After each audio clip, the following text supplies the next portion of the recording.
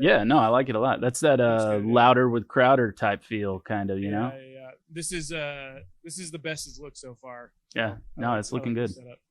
Okay, perfect. I'm going to do a quick intro, and then we'll kind of get rolling. All right. Welcome to the On the Mark podcast. I'm your host, Jeff Hamilton. Guys, if you're here locally in Texas like I am, I got to bring something to light.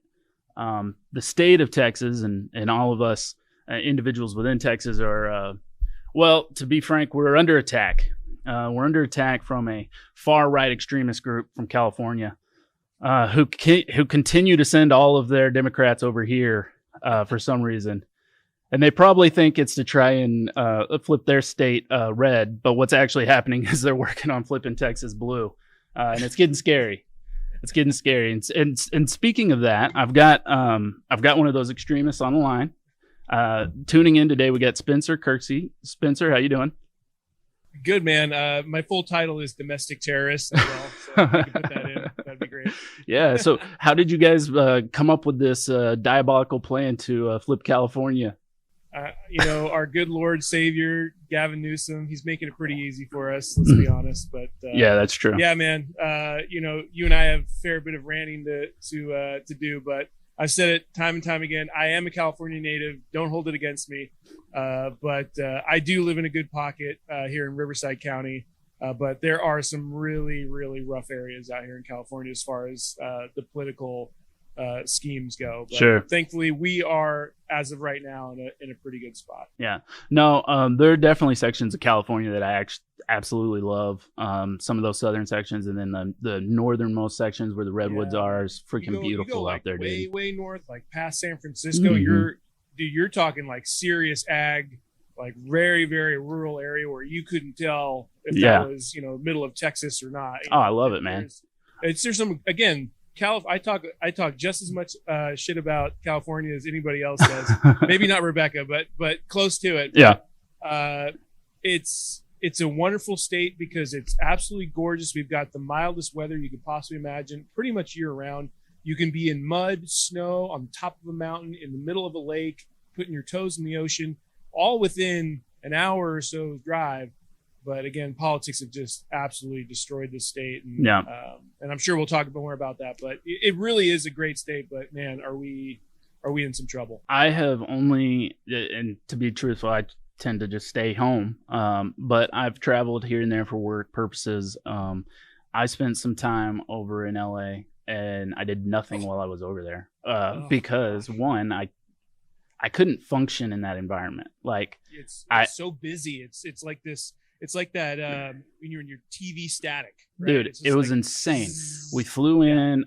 Our hotel was like, I can't remember. Our hotel was only like 15 minutes from the airport, but it took like a solid 45 minutes to get there. Oh, yeah. And that whole area around LAX is just brutal. Yeah, and then the Uber charged us a crazy amount of money, peak time or whatever. And it was like, I can't believe I just paid that much money for a taxi. Of course, the company covered it, and they're fine with it. They did that normally, but I'm like, guys, look, I'm from the woods.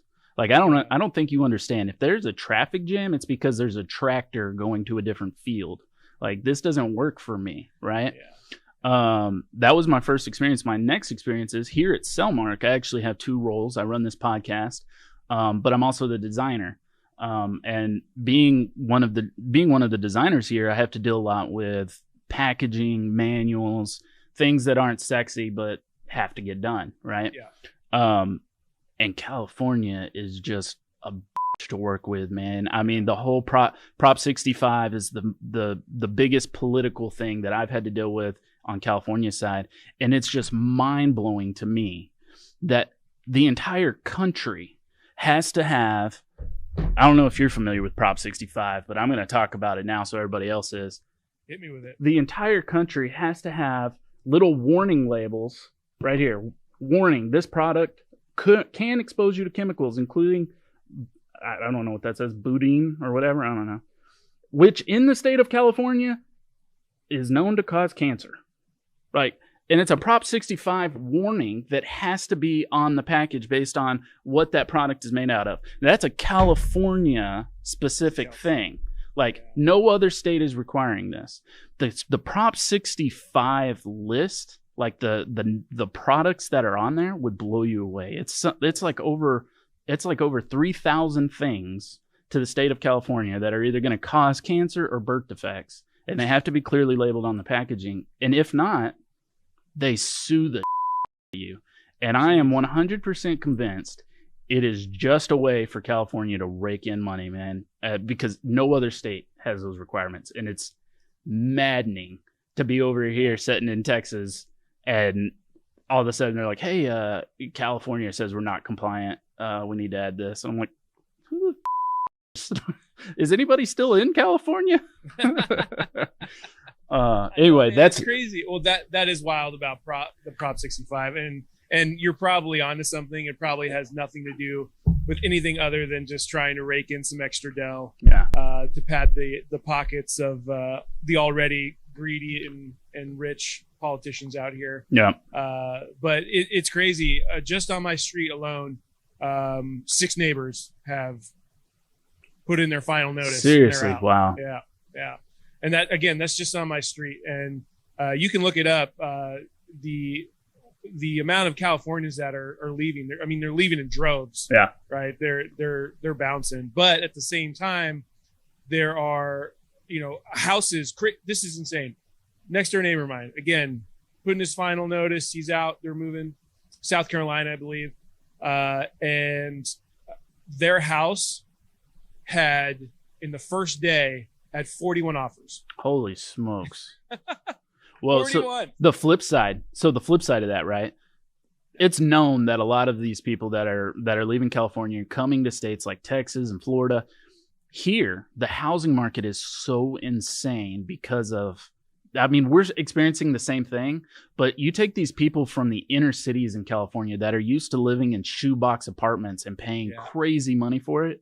That's not how it was here in Texas. Like, you could go get a home for $60,000, like a home with a couple of bedrooms and a couple of bathrooms. And like, it might not be huge, but it's affordable. Now, tiny homes. There's literally somebody just built a tiny home in Glen Rose, Texas, which is just backwoods, rednecks, small population Texas. And they're literally renting it out for like $1,500 a month. That's a not even like a tiny home. It's like what, 700 square foot? Oh, and the only way they justify doing that is because there is a crazy amount of people from other states, not just California, New York, bunch of other states that are coming in, and they're used to paying those prices.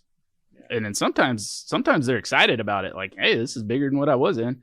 And I get that. Lie, man, you said $1,500. I'm like, that's a deal right there, dude. Yeah. We lived in Huntington Beach. Again, Huntington Beach is like a touristy area, beach town, big main street, whatever. We were in an apartment, 800 square foot apartment, paying, oh man, I'm going to make us sound like absolute fucking idiots, but I think we were paying like $2,500. No, that's the market there though. Like, but so you have been conditioned, right? So like that is acceptable to you. That's that square footage, that price point. So if you were to move to a state like Texas, automatically you see these high price. Well, to me is a high price, and you're not even going to blink an eye and be like, sold. Yeah, exactly. I got it. Well, California money is a lot different than Texas. Oh yeah, that's true too. It goes a lot further. And I'll tell you, maybe not as further as it used to. No, what it is salaries in general are higher. Like, because the tax rates are higher and the cost of living is higher, the salaries are higher, like it all kind of balances out. But I'll tell you where Texas companies are struggling and other companies like Texas. COVID did a couple of things, but one of the big ones was opening the eyes to the option of working from home. Mm-hmm. So now these companies from California and, New York, they're looking for employees that are willing to work from home, and they don't care what state they're in. They might be in Texas or whatever. And they're fine with paying them more wages. They're paying California standard wages to Texas employees who aren't used to making that type of money. And what that's creating is just a slew of people leaving Texas companies to go work remote for out-of-state companies because they get to work from home for more money. And the Texas companies are having trouble flexing to that. honestly, they are losing employees in droves because they're not used to letting people work from home and paying out more money. And you're like, look, the same job I'm doing now, I can do at home 5 days a week for 20 grand more a year if I just go get employed by this company right here. Yeah. And that does suck for those Texas companies, but I'll tell you right now, like, I think that would be one of the, in my eyes, in my opinion, the one good thing that did happen during all of the COVID hysteria is that people realized a couple things. One, man, I really fucking hate my job. I want to go do something else. Because a lot of people never went back to their jobs after they got furloughed or let go and brought back or whatever. For sure. A lot of people didn't go back. Yep. And I think that was a good thing because a lot of people realized, man, things can go south really, really fast. Yep. And I want to at least be doing something that I have a passion about or something that I love to do. Yep. So I think that was a good thing. And another thing is for businesses, I think a lot of businesses realize they don't need to have that 20,000 square foot, industrial size building. We can cut utility costs by having people work at home. Utility costs. Hey, maybe we can cut some of that money that we're going towards rent every month. Yeah. 20 grand a month or something, whatever it is, then we can put it back into the company or, find different ways to make our employees happier or whatever it is. So I think those are a couple things that did work in the benefit for people, generally speaking. I would agree with that. But again, on the flip side, all these unnecessary lockdowns and shutdowns at the same time destroyed so many small businesses. You guys had it really bad. I mean, we had some stupid shit. Now, Newsom's trying to say there's still an emergency right now. It's like, go fuck yourself. Dude. Yeah. Like, how do you think that's how? Yeah. Everybody else is like, okay, dude, we're moving on, and they're like, you're gonna shut it. You're gonna shut down. Their talons in there still. You're gonna shut down mom and pop shops that are operating with a minimal staff, restaurants, and then have a movie, and then have a fucking movie being filmed right next door with a full with a full buffet line outside. It's like heartbreaking. There's probably never been a better picture of like elitism, just like rules for you. I don't abide by these. We've got a movie to make. COVID doesn't affect us. But anyway, we went off on a tangent there. What I didn't do was give you a proper intro. So what I want to do is rewind. Tell me a little bit about who you are. How'd you get to? I know you do some podcast stuff. You've got an apparel line. I kind of want to know all that. Give me the meat there. Sure. Well, it kind of plays hand in hand to what we were just talking about. I was actually an athletic director and physical education teacher for 10 plus years. Oh, cool. And then COVID hit and I was in the first wave of cuts. And if I'm being completely transparent, I was very unhappy with my position, just working in a school in general. For the last 2 years.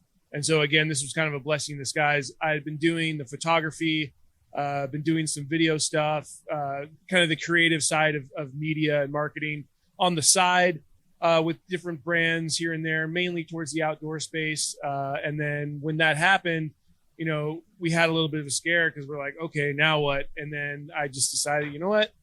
I'm going to use some of my connections and my resources and see if there's a way to link in with another, with an agency. Sure. And figure it out from there. Yeah. And we did. We made it work. Very, very, very thankful and grateful for all that.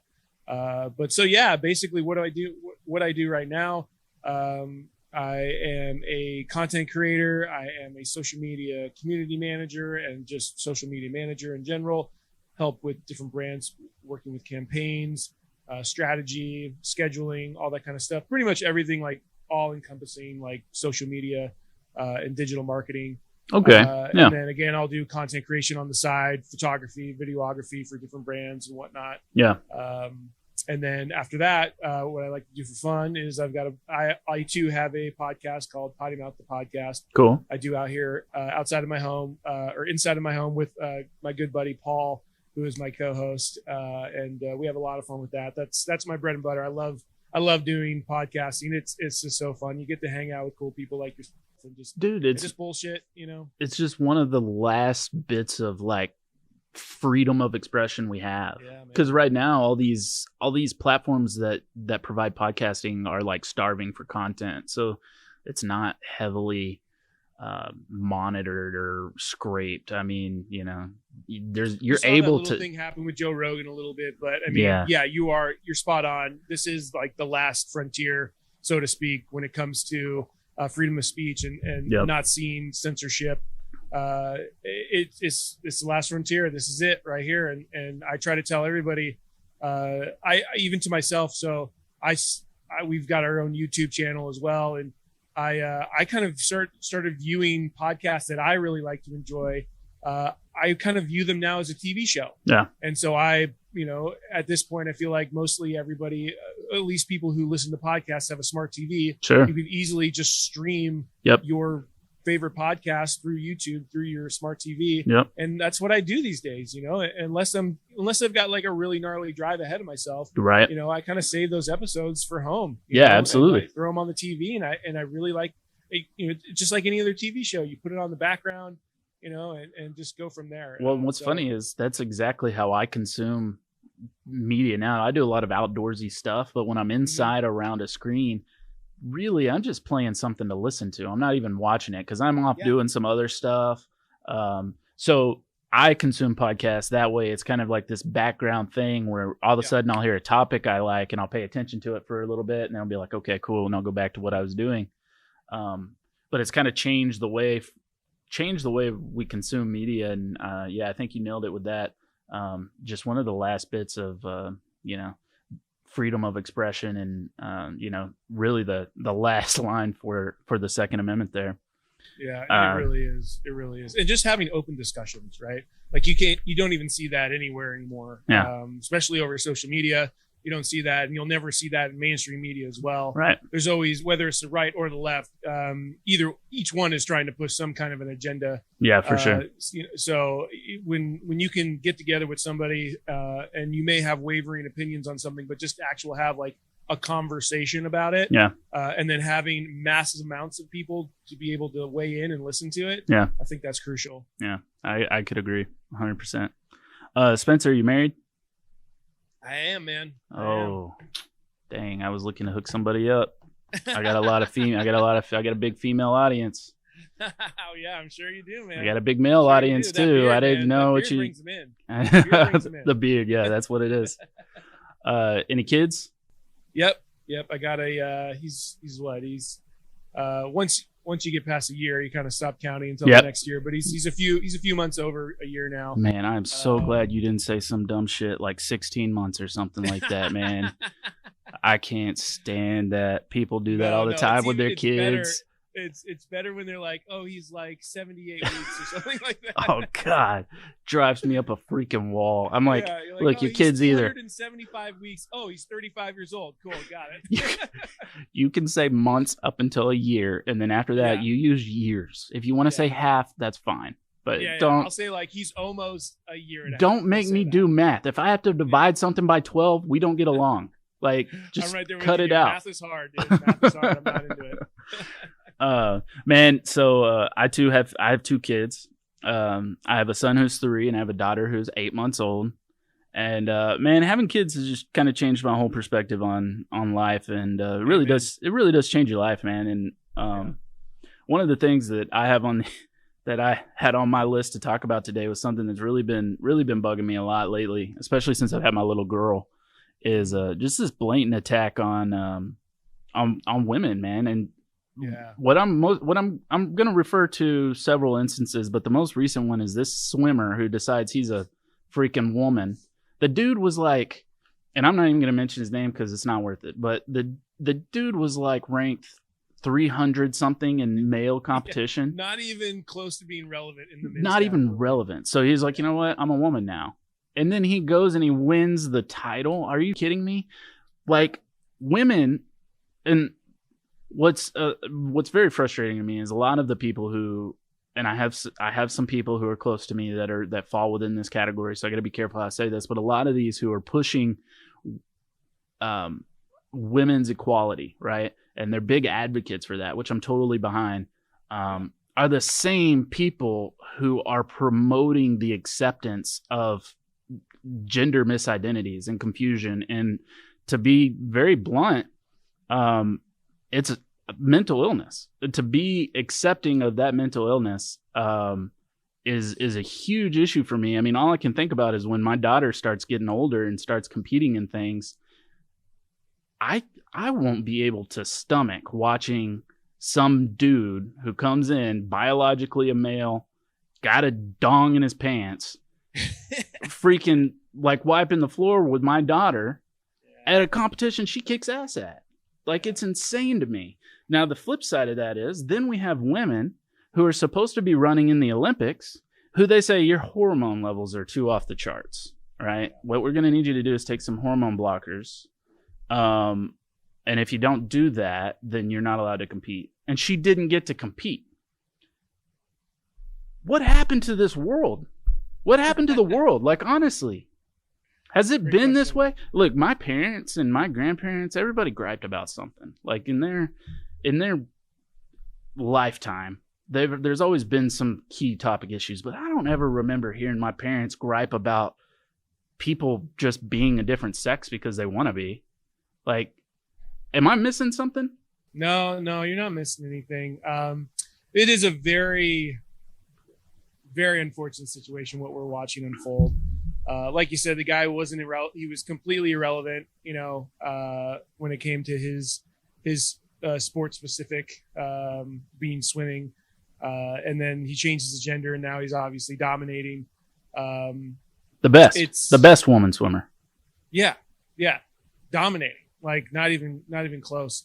I don't think this is right. So, again, growing up, athletics was a huge part of my life. Obviously, I was an athletic director. I was a coach for a lot of different sports, baseball and football being one of my main sports. But I'm not gonna lie, like women's sports was like barely having, for the most part. You can make an argument for like Olympic soccer or something like that, but like barely had any kind of a pulse. No, yeah. Like women's basketball, get the fuck out of here. Don't even, like nobody's watching that. Yeah. A lot of these sports nobody watches because it's not exciting. Right. Honestly, yeah. Like, that's what it comes down to. It really does. Yeah. And I'm not coming from a place of like hatred or anything like that. I'm coming from a place where it's like this is fact. It is the fact. Majority of people do not find this entertaining at all. And there's always this equality movement where we need to get paid. It's a business. The problem, it's a business when it comes down to it. Like the reason why a lot of these other male sports are getting paid more is truly comes down to the bottom line. How much money are they bringing in? And it comes down to the biological makeup of men versus women. Biologically, men can perform, run faster, jump higher, lift more stuff. I mean, we're engineered to do more in that aspect than a woman. Now, that's just facts. So with that in mind, and knowing that women's sports, for the most part, was relatively unwatched and not a huge revenue producer, like that alone should be like obviously these dudes are just pretending to be women to go in to these areas nobody's looking at and dominate. And truly though, I mean, my heart does break for these people because look at that. Again, like I just said, like women's sports really barely had a heartbeat to begin with. Like this is going to really later, like future wise, let's think like bigger picture. Like this is really going to dishearten a lot of women and little girls to what's the cutoff? Participate in sports. Let me ask you this: women's basketball. You got 5 people on the court. You got a team of 20 maybe. What's the cutoff? You allow one man pretending to be a woman. Okay. Next year, maybe 2 or 3. It gets humorous at that Dang, point. you know what? They perform pretty well. Maybe 2 or 3 more come. All of a sudden, you got 5 dudes on the court pretending to be women. Like, in 2025, what's that atmosphere look like? Because you've now opened this Pandora's box into, it's a little more exciting with the men pretending to be women. Maybe we should just do all men out on the court and call it women's basketball. I mean, it's insane. Well, I mean, Dave Chappelle, great comedian. He had a great bit about this. He made 2 points. One, well, if everyone was as good, wouldn't we just have it the NBA right? And everyone just play together? Yep. But that's not. Nope. That's not fact, Yeah. right? And he said, well, just imagine if LeBron James just decided to go to, and I'm not a LeBron James fan, but it's undeniable he's one of the greatest basketball players of our generation. Oh yeah, be playing in the WNBA next year. Decided to go and play in the WNBA. Yeah, he's putting up 800 points a game. That's MVP right there. Yeah, so it's just it's a slippery slope. I'm mind blown to the fact that we're here. Yeah, it's nuts, like man. And it isn't just here. It's not just an attack on women. And what's frustrating more than anything is the people who don't see it that way. Like, I don't understand how they don't see it as a direct attack on women. When you start cross paths Yep. doing this kind of stuff, where you're a dude, pretending to be a chick, and you're just absolutely dominating now and like being called like the best female athlete of the year, like pump the brakes, dude. Like we've missed the mark here. And when you break it down even further, I mean, it's more than just an attack on women. There's an attack on what they call the nuclear family, which is, the traditional family, man, they're woman. trying to rip that shit apart, dude. Oh yeah, man, woman, living in the same house, raising the kids. Everybody's happy. There's conflict or whatever, but they don't want that to exist anymore, and it's for a couple of reasons. They're pretty basic. One, independent people need more assistance. People who need assistance need the government. That's what it all boils down to. If we can make these people less dependent or less independent and more dependent, they will be easier to govern. Let's get rid of this thought of family. And what's funny is I mentioned this on Facebook the other day, and I knew it was going to blow up into some stuff, but I literally had somebody. What I did is there's a show my son used to watch. It's called Coco Melon. And Coco Melon's little sing-along stupid skits with these cartoon characters. But you know what it is wholesome. Always shows the kids learning something, right and wrong, whatever. But the imagery in that show is mom and dad, kids in the house. Somebody wrote an article. White picket fence. Yeah. The whole deal. Somebody wrote an article and it was being shared around. It went viral on Facebook for a little while. It probably still is. I don't know. But it was parents are outraged that Coco Melon has caused their children to delay speech and caused outburst in their children's behavior. So immediately I get on there and I'm like, okay, first off, that's complete bullshit. This is some fabrication that somebody wrote about, right? I was like, what it is trying to create some social justice thing online that goes viral so they can get that removed. And the true attack is on its imagery of the traditional family with mom and dad in the home and the kids there.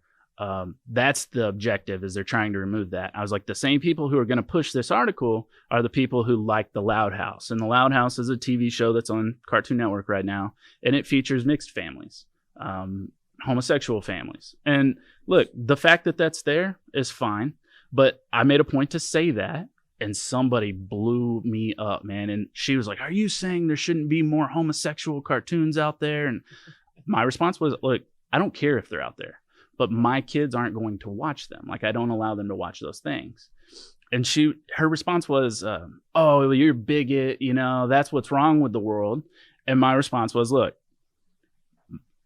my religion, and I'm a religious guy. I was like, my religion tells me that that's a sin, right?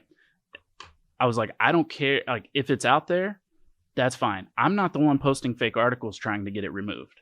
Like, I'm not the one trying to cause issues to get that pulled off the air. If it exists out there, I can accept that. And I can accept that some people buy into that. And some people live that lifestyle. I don't have to attack it. But what I can do is not shove that down my children's face, right? And I was like, I'm not going to introduce them to that sin, just like I wouldn't introduce them to drugs, alcohol, adultery, idolization of false idols. Like, I was like, I'm not going to do those things to my children because in my religion, that's a sin.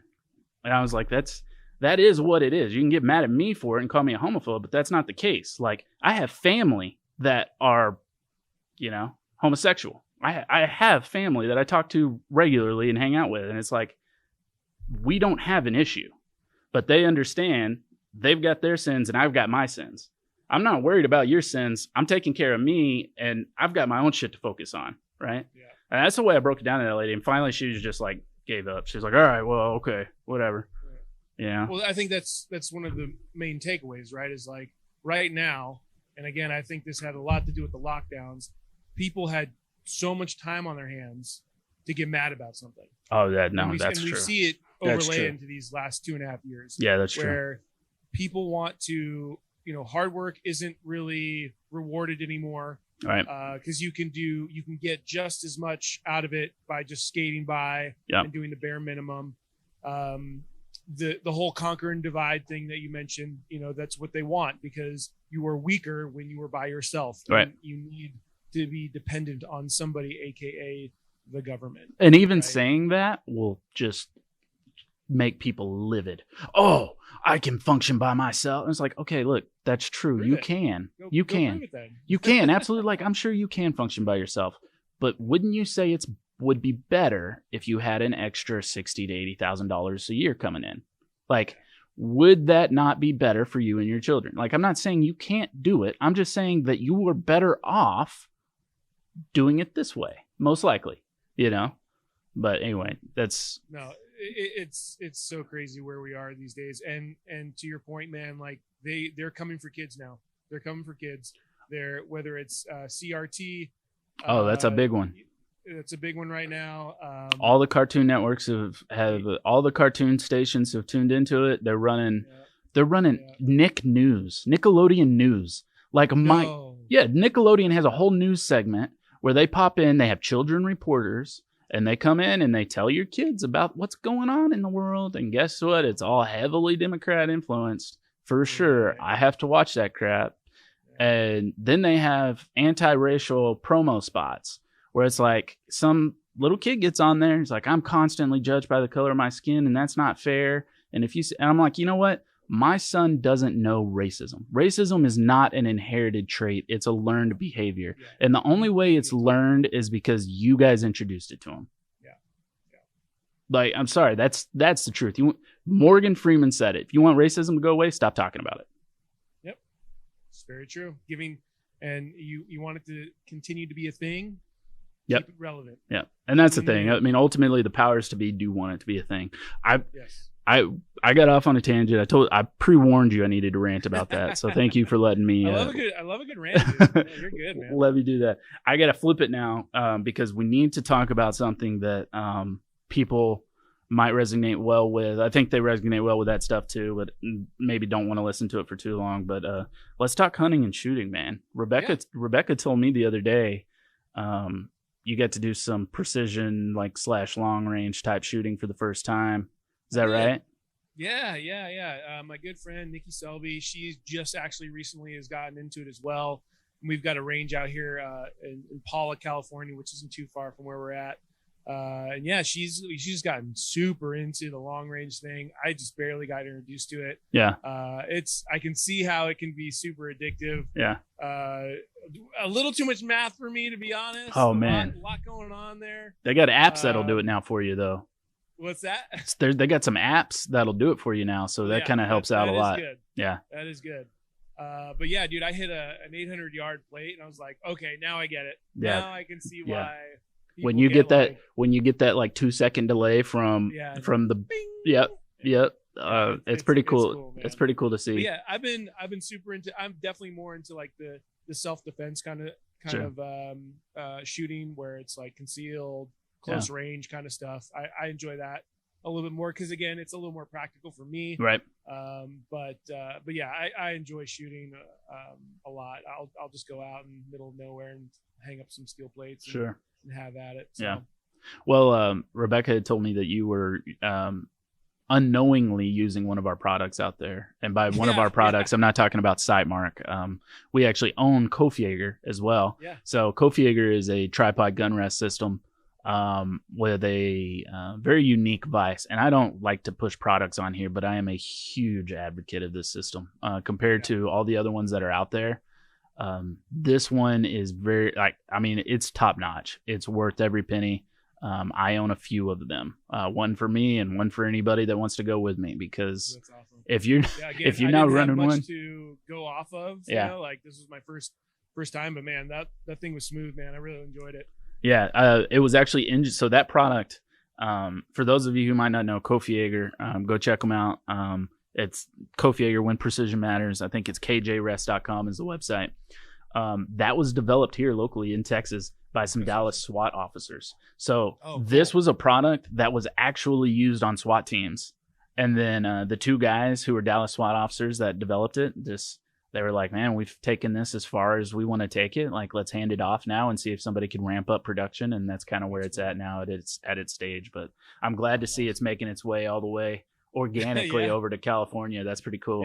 Yeah, Nikki rocks it, and again, I got to, I was introduced to it, and it's a good time, man. It's a good time. I enjoy it. It's too bad ammo and it's just an absolute shit show to get a hold of. And anything. Well, yeah, it's probably a lot harder over in California too. Well, again, with all the going back to Prop 65, right? But anything that pushes ridiculous. Anything that you can push out to 800 yards or more is probably a pretty penny right now. And just with there's just so many regulations, your mag is 10 round mags, shit, just stupid stuff. California's you have to have a paddle on your AR. You can't have a pistol grip. California is single-handedly probably one of the most aggressive states when it comes to attacking the Second Amendment, and people don't even know what the biggest attack is. California has an approved gun list, which means only guns on that list can be sold. No guns that are not on the list, which have to be approved by the California, what's the word I'm looking for? Governance, whatever you want to call that. The state of California has to approve a gun being added. When they add a gun to the list, currently, 2 guns have to come off of it. There's legislation, I think, right now in California, which I don't know if you've seen it, but if not, you probably will soon, because I think it's coming. It was either coming. I've talked about this last year. It was either coming up to vote this year or next year. They were talking about upping that to 3. You add 1 gun to the list, you drop off 3. Tell me how that makes any fucking sense. It doesn't make any fucking sense. What it is gun control at its freaking finest and sneaky as hell, because eventually they're going to be adding guns real quick. I can tell you that. It'll be easier to get a gun on the list.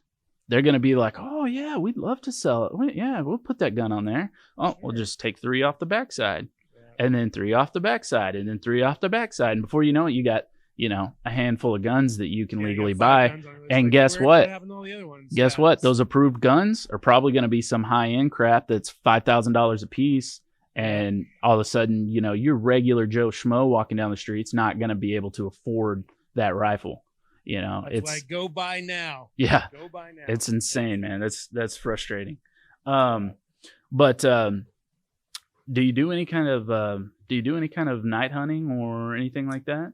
You can't do shit out here, man. When it comes, it's all illegal over there, right? Oh yeah, it's all illegal. You can't use you can't use any kind of lighting, as far as my knowledge goes.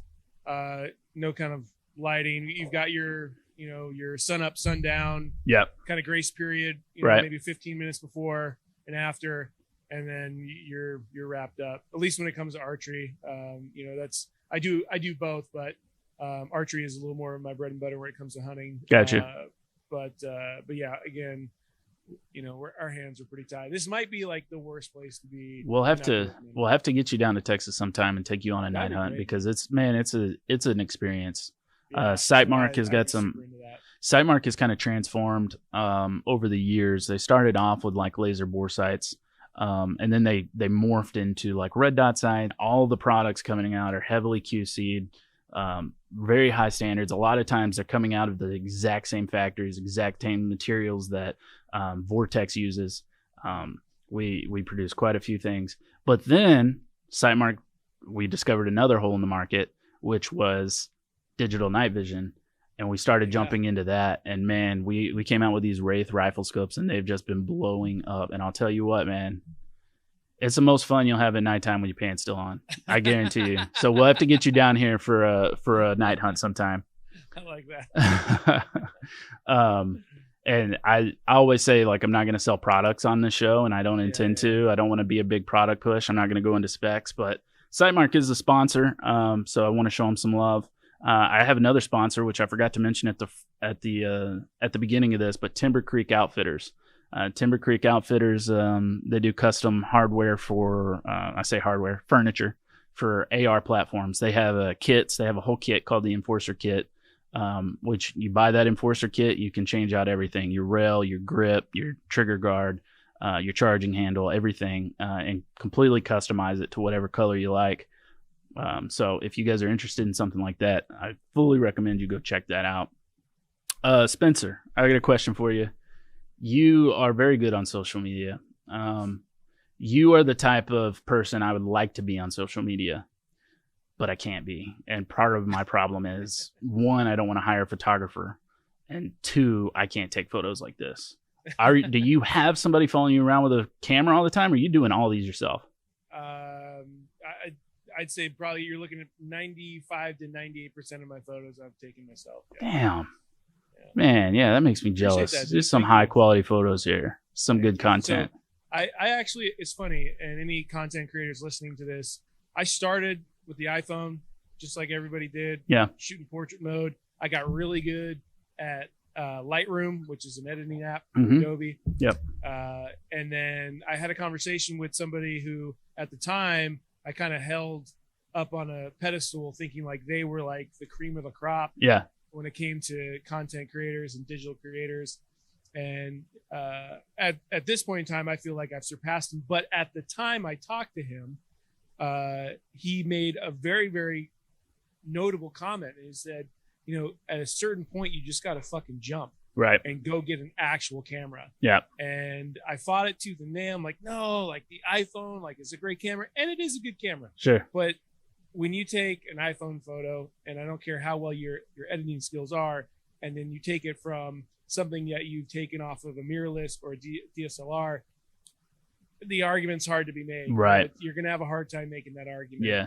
And especially in those after editings where you like drop that into Lightroom, you can pull out so much more from those photos. Oh, yeah. And that's something also like I learned later on where it's like, oh man, I think I missed that shot or whatever. I'll just hang on to it. And then, you know, maybe I'm bored and I'm editing photos and I'll come across that photo and I'll start messing with them like, holy shit, it actually turned out to be pretty cool. Yeah. Just because, you know, you never know that like editing, man, like really, if you can really step up your editing game, like you can salvage a lot of content. Yeah. And I was still doing like GoPro stuff. Like, so I went from like iPhone to GoPro. And then eventually, like through that guy's advice, I was like, you know what, fuck it, I'm just gonna do it. I'm just gonna go get a camera, and I ended up getting a camera. Quickly graduated from that one and moved on to like I went into the Sony family. Oh, nice. Which again, if anyone's trying to look into that, I'm never gonna leave the Sony family. Their autofocus is amazing. I feel like they're second to none when it comes into that space. Again, you're going to get great cameras anywhere you go to Canon. What are we running here? Yeah, what do you guys got? I got Canons. Son of a... Hey, get some Sonys in here, Chris. Are you even listening to this guy? It says Sony's where it's at. Oh, Chris can't hear you because I got my headphones in. That makes a lot of sense. Otherwise, we had the Sonys out already. Yeah. No, Sonys are great, dude. And so, little side note. So again, we've got the podcast, Poddy Mouth Podcast, and we run everything off of cameras, just like you would take them to go shoot photography with. But we run Sony A. The A stands for Alpha Series. They have an Alpha Series, and it's Sony A6400s. And what is really crucial about those cameras is that they actually don't have time limits. Oh, that's nice. Video. Yeah. And that is a little tidbit that I wish I knew when I first started diving into you having to reset them every 20 minutes originally. 30 minutes, and your camera just shuts off. When I checked out some of your podcasts, they're long too. You go on for a couple of hours, don't you? Yeah. And I enjoy it. Yeah. I know it's not for everybody. I mean, I just did one with our friends over at Reload Rub and Seasoning. They're out of Tennessee. Yeah. Great product. But we did a 3-hour satellite. No, that's the one. That's one of the ones I was referencing like, just now. Dude, I don't know who the fuck's gonna listen to this, but I listened to a lot of it. Conversation. It really was. The guy knows everything when it comes to bourbon and whiskeys, and like he talked literally for an hour plus just about bourbon. Yeah, it was great. Yeah, it was super knowledgeable stuff, super informative. But again, it's like 3 hours, but I've been trying to dial it back, trying to stick around like an hour 20, hour 30, a little more digestible for people. But sometimes you just get one of those guests that pop in. Well, it's like, dude, we're going to be in this for the long haul, and hopefully you guys are down with it. But that's my thing. When Sightmark came to me and wanted to start a podcast, we discussed like time wise, and I was like, you know what? I'd really like to keep most of them like an hour or shorter. And really the idea behind that was at least starting out, I feel like I kind of have to build up a trust with this audience. Like, there's not going to be too many new people that'll probably like pop up and be like, who's Jeff? What's Sightmark? Oh, 3 hours. Fuck that guy. Yeah. I didn't want them to do that. So I kept them pretty short. But we have really been considering going with the longer span, but we have a lot of other variables at play, especially in this office. We have a lot of people juggling multiple things. Every time I record a podcast, I snag some of our photo video guys to help me set it up and make it look good. And it takes some time from them. And then I have a full-time job outside of this as well here. So I don't know. I'm kind of in this sweet spot right now of like right at 45 minutes to an hour. And that's kind of working well for me. But the intent is later down the road, once I get a little more comfortable with everything, maybe hopefully push that out to an hour and a half, 2 hours. But I don't know. We'll see where it goes. With all that being said, man, I am running out of time. So what I want to do for you is just give yourself another shout out. Where can people find you?